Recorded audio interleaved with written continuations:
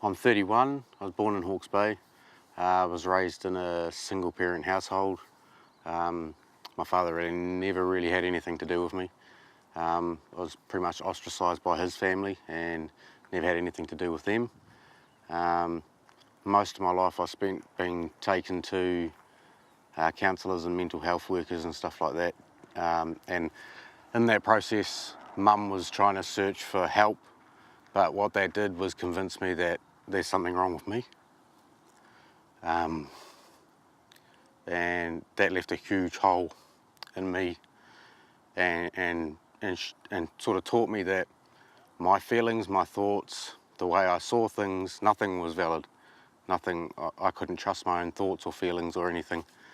And it developed a real sense of anger and mistrust within me, which I tried to numb out with drugs and alcohol and stuff like that. I started smoking pot quite early.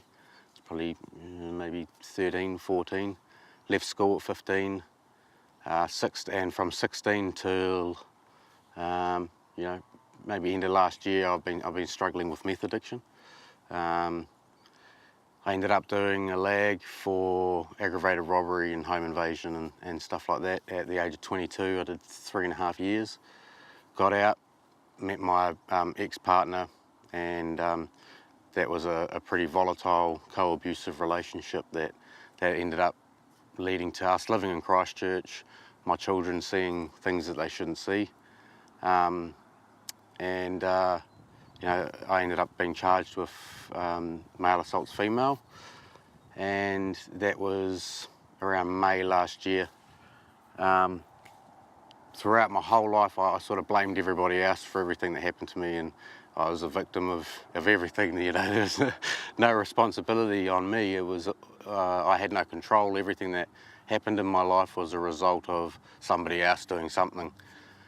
I was a member of a skinhead gang for a number of years, but when I look back at it, it wasn't any hate for anybody else, but hatred for myself.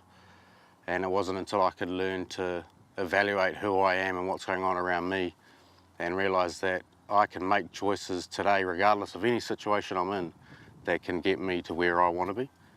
That gave me that sense of empowerment that I think we all really need, because we can live in that victim mentality where nothing's ever our fault, and that just perpetuates a cycle of violence and abuse and addiction, and it just goes round and round and round, and we never sort of get to an end or never make any improvements in ourselves.